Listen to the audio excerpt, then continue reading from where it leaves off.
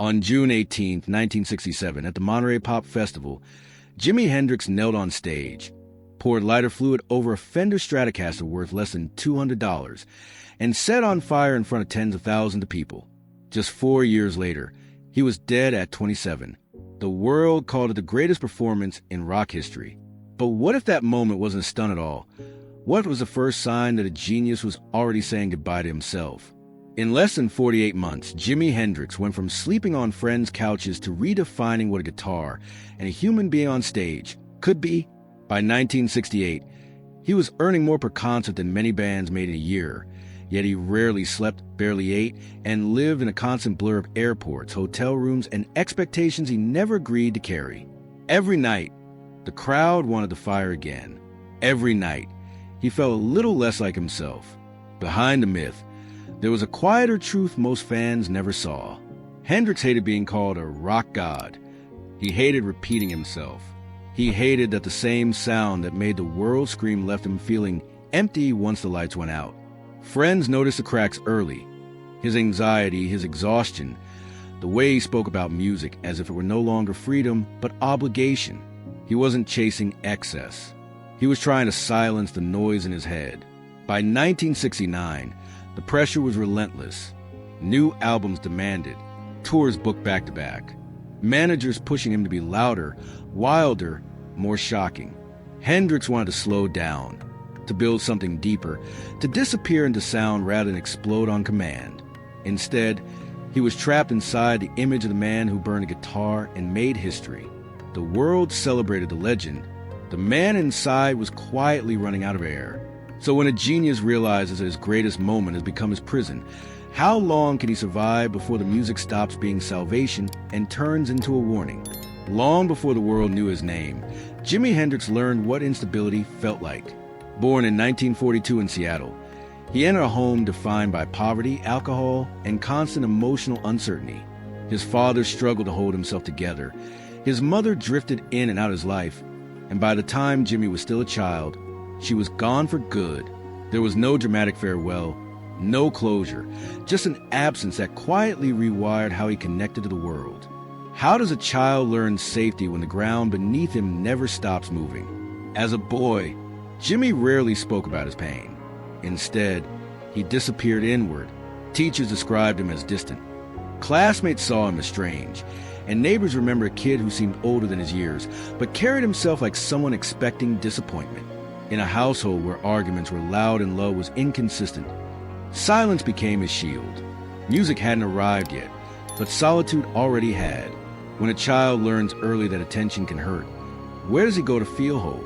His first guitar wasn't even real, just a broomstick he pretended to play for hours. It wasn't imagination for fun. It was rehearsal for survival.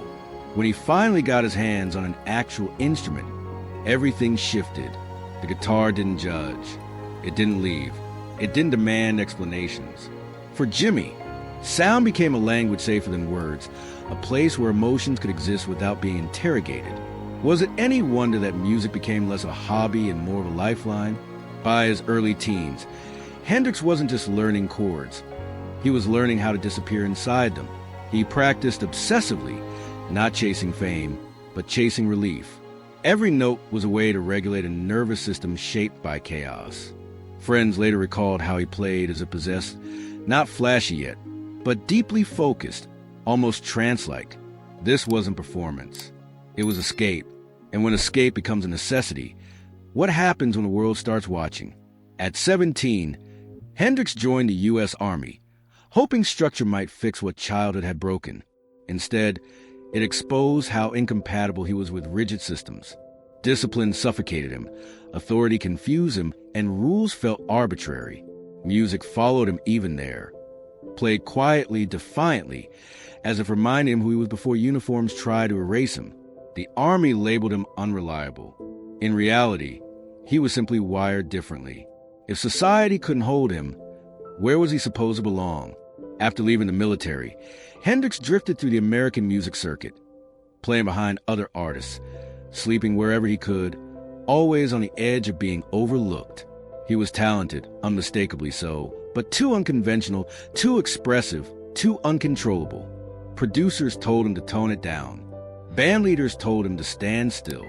Every instruction pushed him further from the one thing that had saved him as a child: freedom.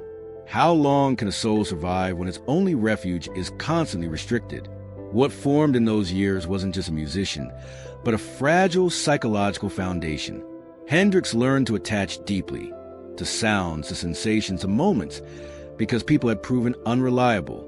He learned to give everything when he felt seen, and to vanish when he didn't. These patterns would later fuel his brilliance and his destruction. The world would celebrate his intensity, but few understood where it came from. And if the roots of his genius were planted in instability, was a collapse already written into the story? From the very beginning, Jimi Hendrix wasn't running toward fame. He was running away from silence, from loss, from the feeling of being unanchored in his own life. Music gave him gravity. But when gravity comes from pain, how long before it pulls everything down with it? When Jimi Hendrix entered the professional music world, it wasn't as a star, it was as a shadow. By the early 1960s, he was drifting through the American rhythm and blues circuit, hired not to be seen but to support others. He played behind names like Little Richard and the Isley Brothers, standing a few steps back from the spotlight, instructed to follow, not to lead. The irony was brutal. A once-in-a-generation talent being told, night after night, to stay quiet. How do you discover who you are when every room asks you to be less? Hendrix learned quickly that brilliance alone wasn't enough. The industry rewarded predictability, not originality. Every time he pushed his guitar too far, too loud, too expressive, too strange, he was warned. Managers told him his playing was distracting. Band leaders complained he moved too much on stage. He was fired more than once for being uncontrollable. What they really meant was that he didn't fit the template. In a world built on formulas, where does a singular voice go? Financially, these years were unstable. Hendrix slept on couches, borrowed instruments, and survived on inconsistent paychecks. Yet creatively, something crucial was happening.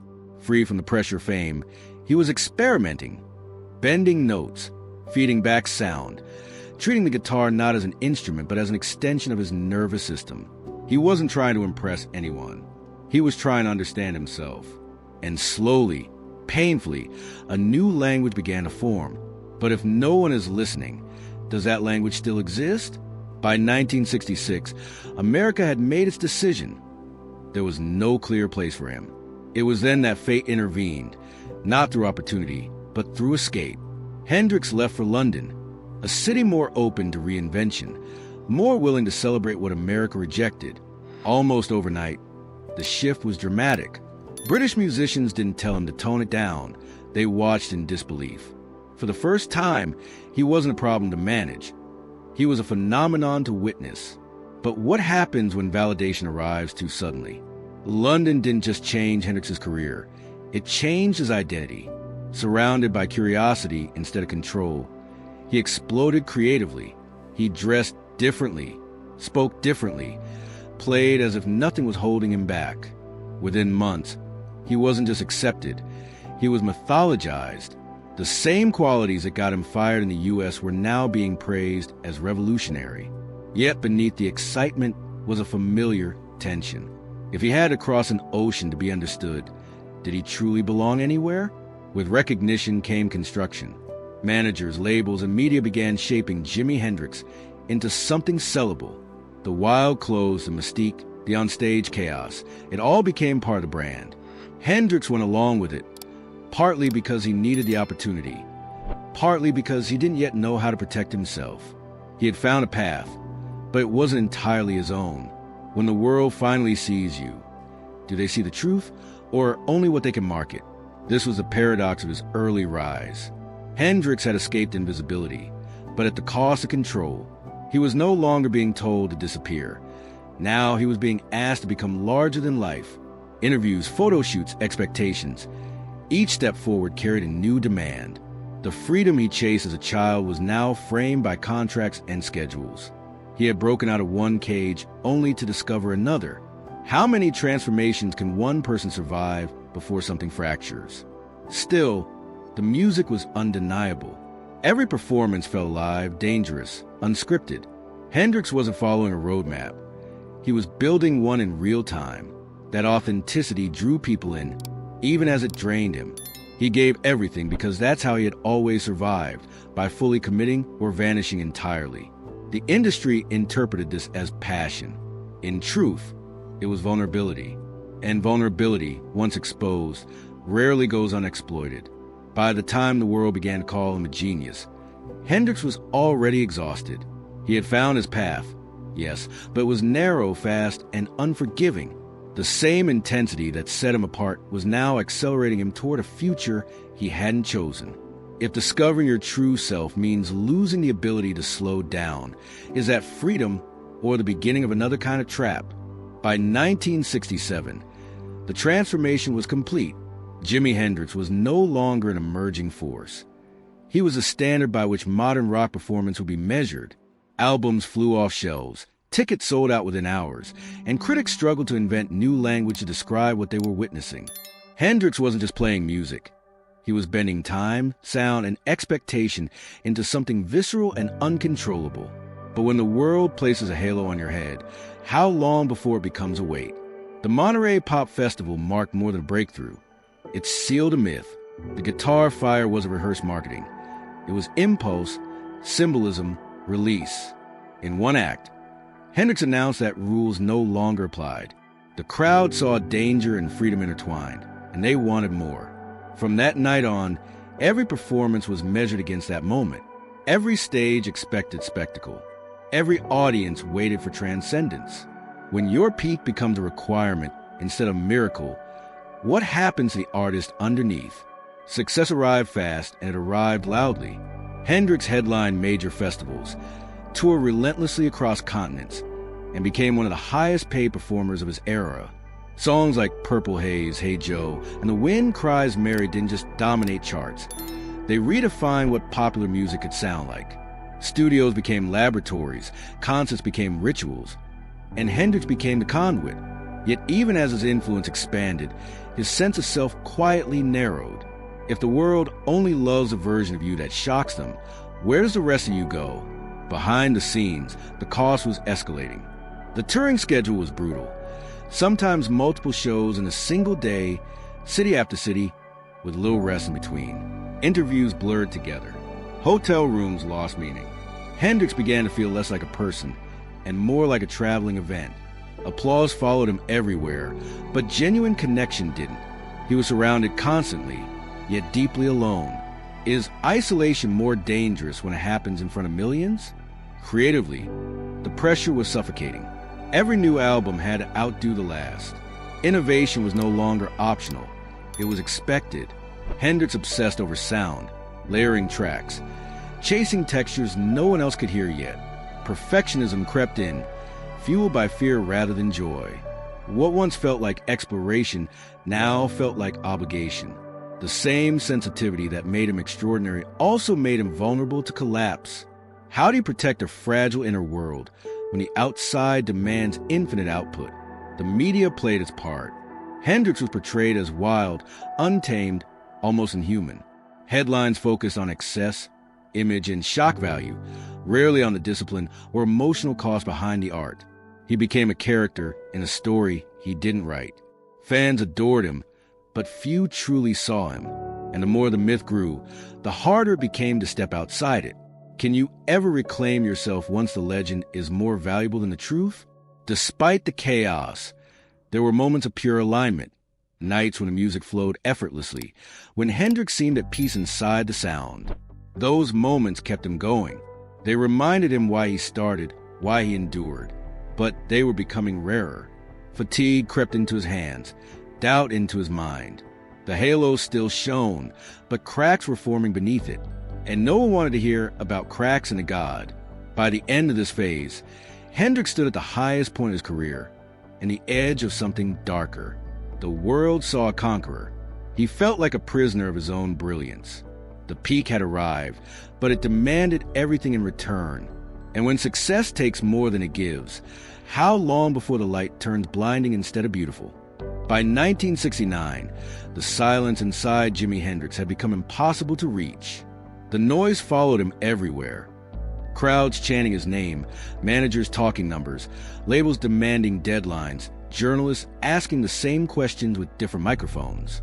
What the world called momentum, Hendrix experienced as erosion. Each day took something small from him: sleep, patience, clarity, a sense of ownership over his own life. When everything you touch turns into expectation, where do you rest? The pressure wasn't just external, it was psychological. Hendrix was acutely aware that he was expected to reinvent the impossible over and over again. The guitar fire, the feedback, the transcendence. Audiences didn't come to hear music. They came to witness revelation. And revelation, by definition, isn't sustainable. Hendrix knew this. He felt it every time he stepped on stage and sensed the crowd waiting not for sound, but for spectacle. How do you remain human when your role is to be myth? Insomnia became routine. Nights blurred into mornings without rest, his mind looping endlessly over unfinished ideas, missed notes, imagined failures. He began to doubt himself, not his talent, but his ability to survive the pace of it. Friends recalled moments when he spoke softly about wanting things to slow down, about longing for quiet, about disappearing into the studio without an audience. Yet every attempt to pause was met with resistance. Tours were booked. Contracts were signed. The machine didn't stop for reflection. If the world profits from your exhaustion, who benefits from your well-being? Substances entered the picture not as indulgence, but as management. Hendrix didn't use them to escape pleasure. He used them to regulate overload, to sleep, to calm the storm, to mute the constant internal feedback. What outsiders labeled excess was, for him, an attempt at balance in a life that had none. But borrowed calm always comes with interest. And slowly, the line between coping and dependence began to blur. At what point does survival quietly turn into self-erasure? Relationships suffered first. Hendrix struggled with intimacy, oscillating between deep attachment and sudden withdrawal. He wanted closeness, but feared entrapment. Every bond felt temporary, every promise fragile. Fame magnified this instability. People wanted access to his talent, his aura, his time, but few understood his vulnerability. Loneliness became paradoxical. The more famous he became, the less seen he felt. Can loneliness be louder than applause? Creatively, the cracks widened. Hendrix became obsessively meticulous in the studio, recording dozens of takes, chasing sounds only he could hear. Perfectionism masked anxiety. Each track felt like a test he might fail. Music, once a refuge, now carried stakes. It had to justify the myth. It had to prove he was still worthy of the pedestal. And when art becomes a defense mechanism, how long before it collapses under its own weight? The industry noticed changes, missed appointments, erratic moods, performances that swung between brilliance and detachment. Some labeled him unreliable. Others whispered about burnout. Few asked the obvious question: how much can one nervous system endure before it breaks? Hendrix wasn't unraveling because he lacked discipline. He was unraveling because he'd been stretched beyond any sustainable limit. His sensitivity, the very source of his genius, was now his greatest liability. Perhaps the cruelest twist was that the world still celebrated him. Awards, headlines, sold-out shows, all signaling success. But inside, Hendrix felt increasingly disconnected from the image bearing his name. Jimi Hendrix had become a role he performed, not a self he inhabited. The distance between the man and the myth grew wider with every passing month. And when you no longer recognize the person everyone loves, who are you allowed to be? By the end of this phase, the warning signs were undeniable. Exhaustion had turned chronic. Joy had turned mechanical. Music still poured out of him, but it carried a different weight. Less wonder, more urgency. The fire that once symbolized freedom now threatened to consume him entirely. And if a genius realizes he's burning faster than he can heal, does he slow down? Or does he keep playing until there's nothing left? By early 1970, the collapse was no longer subtle. Jimi Hendrix began to speak openly, though quietly, about feeling lost inside his own success.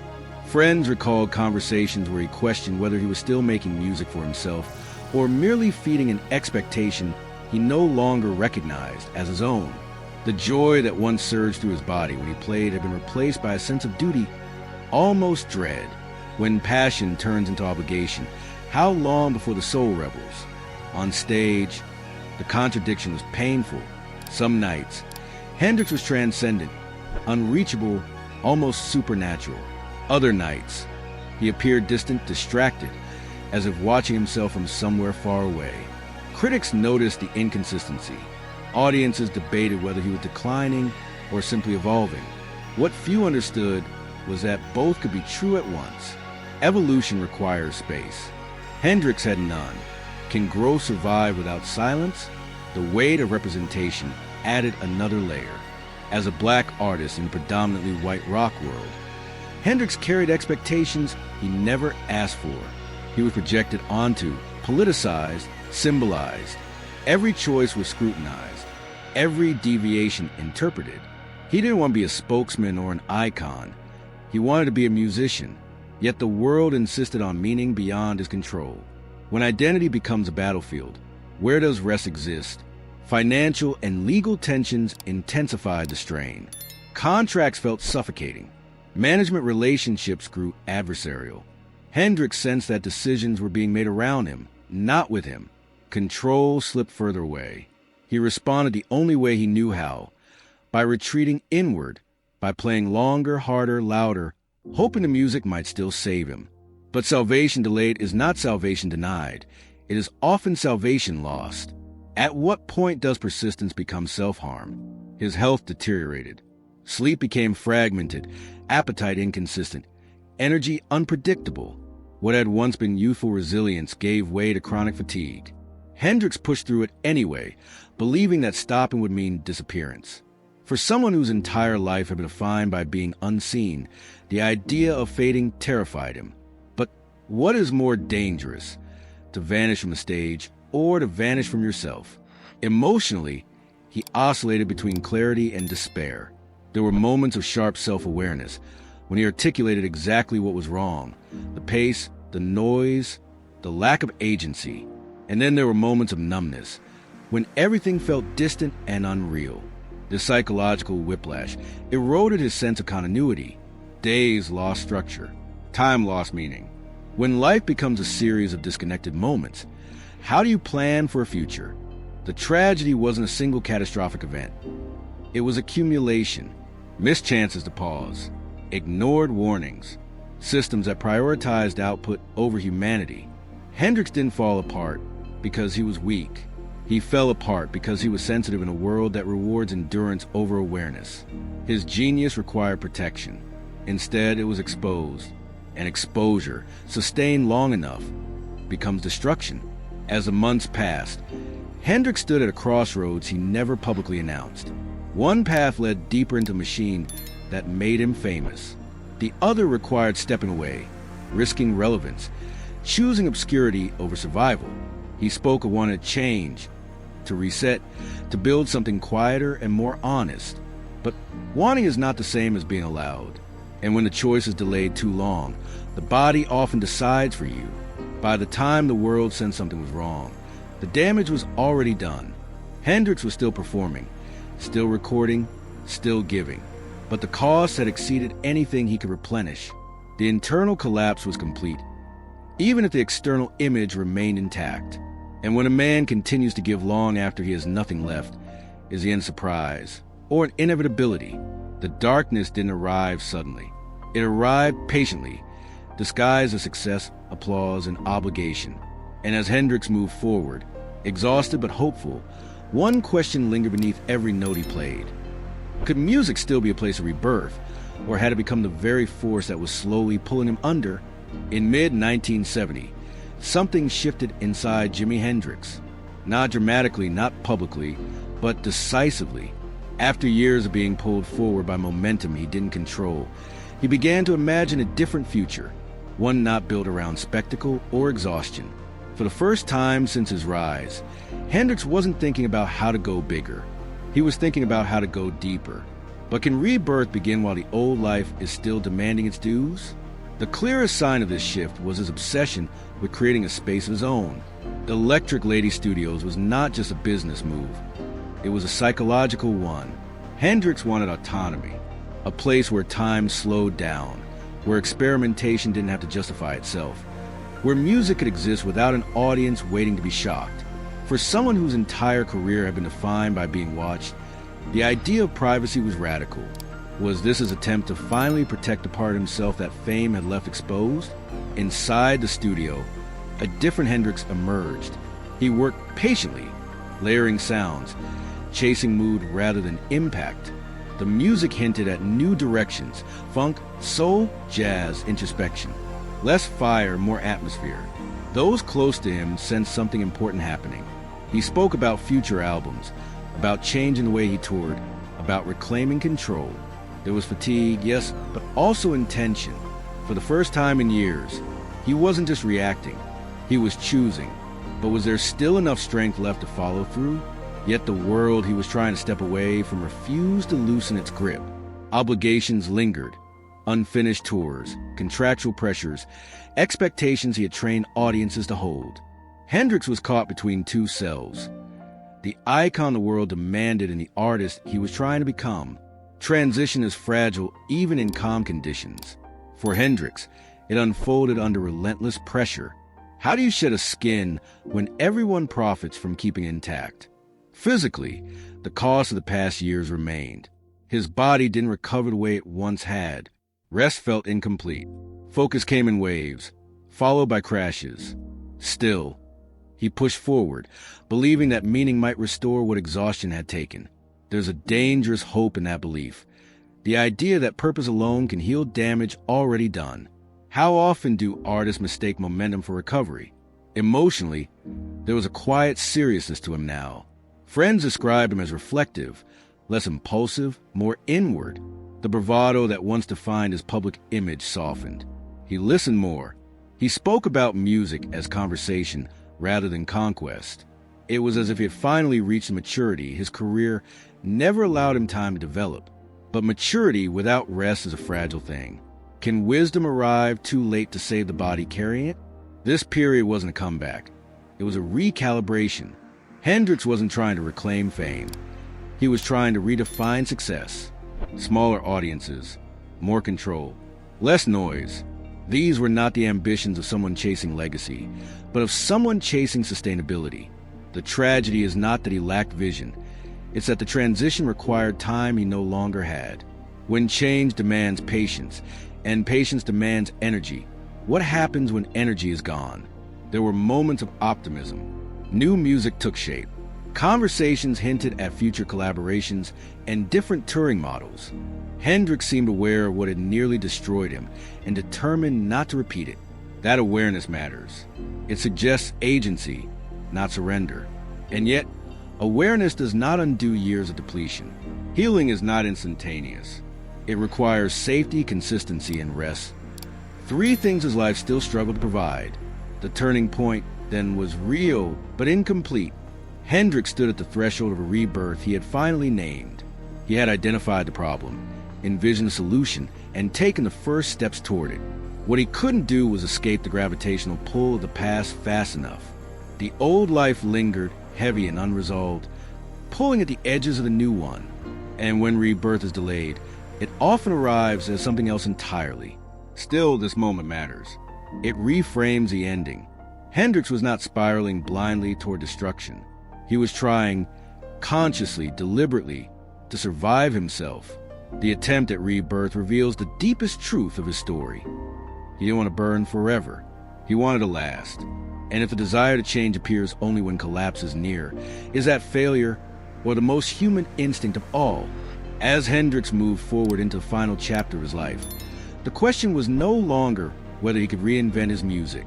It was whether he could outrun the damage already done long enough to live inside that reinvention. And when hope and exhaustion collide at the same moment, which one decides the outcome? When Jimi Hendrix died in September 1970, the world rushed to explain it.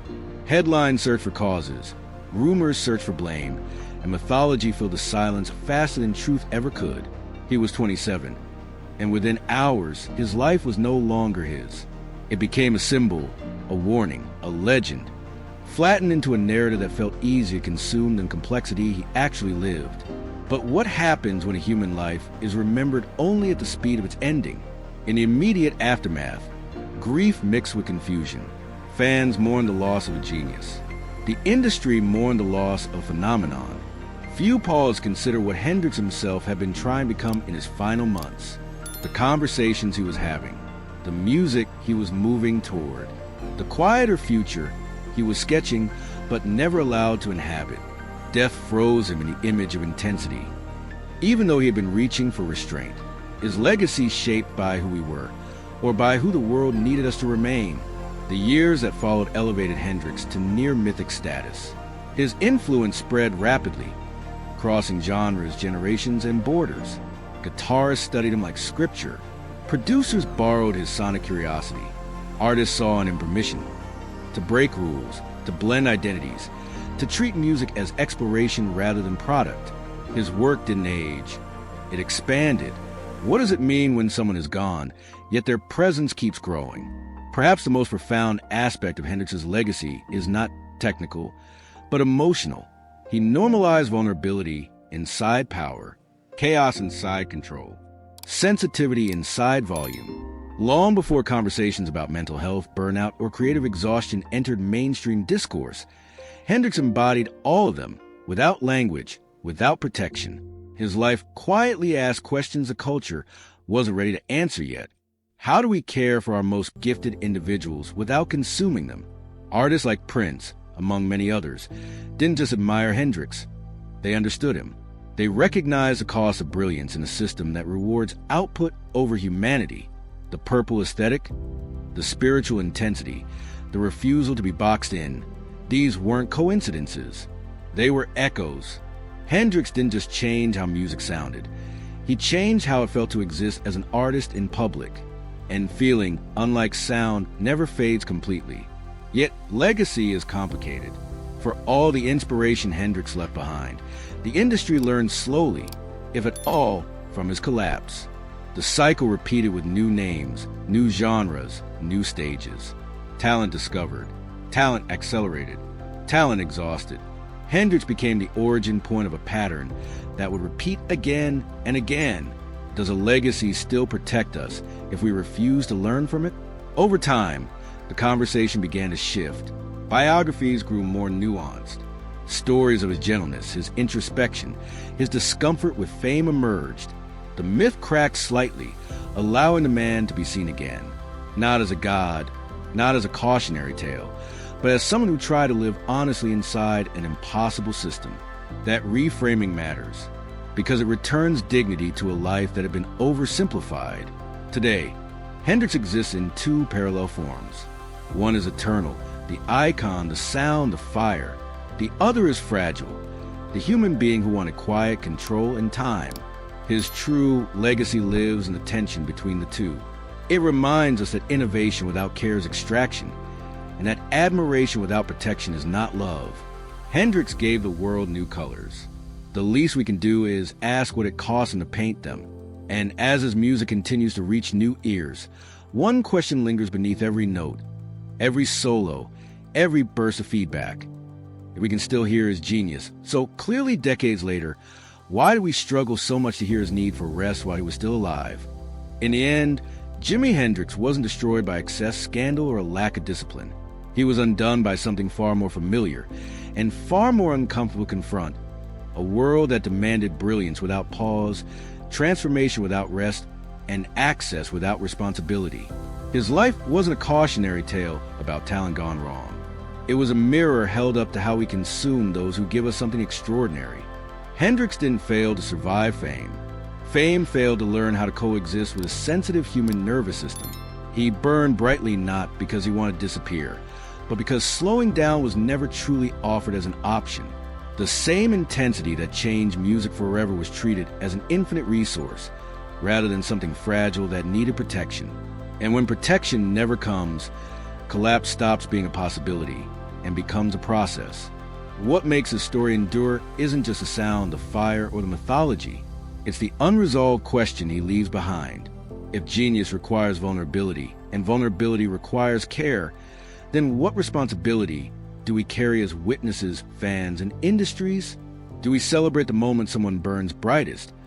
Or do we ask how to keep them alive long enough to grow old with their art? Hendrix once said that music doesn't lie. Perhaps that's why his story still resonates. It tells us a truth we often avoid. Admiration without care is extraction, and applause without boundaries is not love. His Purple Haze never truly faded. It simply drifted into history, asking quietly whether we've learned anything at all.